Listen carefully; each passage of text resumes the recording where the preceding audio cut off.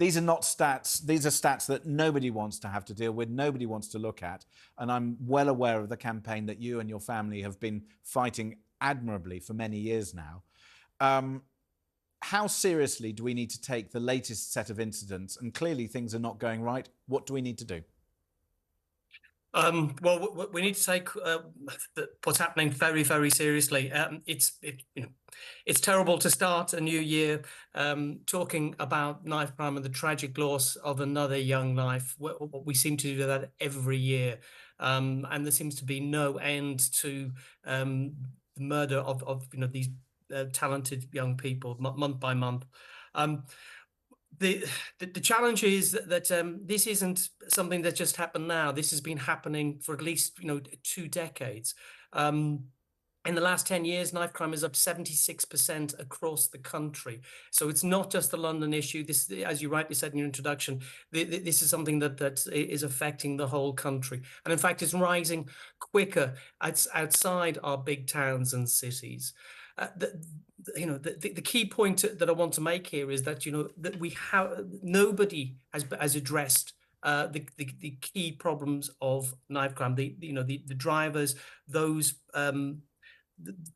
those things that are continually re-emerging to create this horrible position we're in terms of knife crime. Let me ask you, because I think we do need to delve into that. So if one starts with why are more young people carrying knives? I mean, is that even the starting point, or do we have to look further back into social problems, into policing issues, to even understand why there are more of these young kids carrying knives? Yeah, clearly, what's driving knife crime is based in deep-rooted social problems such as poverty, deprivation, inequality, social exclusion. All of those things are at the bedrock and key to the problems of knife crime. But the point you make about, why are young people carrying knives? Predominantly that they're carrying knives because they tell us they're fearful or they don't feel safe. Young people who we talk to, and the Ben Kinsella Trust, we're talking to 6,000 young people every year. Those who don't feel safe where they live, where they go to school, or where they play, are 3 times more likely to think that a knife will protect them than young people who do feel safe. And this myth, and it is a myth that a knife will protect you, is perpetrated on social media, which promotes, it glamorizes, it desensitizes young people to knife crime. And clearly, we need to get a strong counter narrative out to young people to help them understand and debunk these myths that a knife protects you.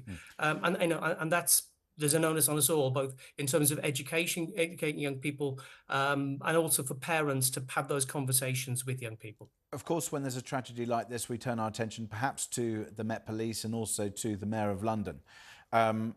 It's very clear that they're losing this war on knife crime. What have they got to do to get a grip of it? Is it more resource? Is it more money? Is it more policing, visible policing, and forgetting the fact that CCTV just doesn't work? I mean, what have they got to do in your experience, in your mind? Well, firstly, we've got to resource policing correctly. The police, and I think we do a fantastic job in trying to tackle knife crime and reduce knife crime. But if you want to get rid of knife crime, you've got to do far more than policing. We over the last decade, we lost too many police officers. We're slowly but surely bringing those numbers up. But we've got to be in a position. We've got to go forward, make sure that we don't lose policing resources, and we've got to focus on prevention and early intervention. This isn't just a law and order issue, as important as law and order is. This is about tackling knife crime and tackling some of those deep-rooted issues. And politicians need to step up here because we've had decades of politicians blaming each other for what's going on. Politicians need to come together. This needs to have a cross-party, cross-government response, and it needs to be tackled over a generation. We've had 20 years of rising knife crime. It's going to take us a considerable amount of time to turn that round.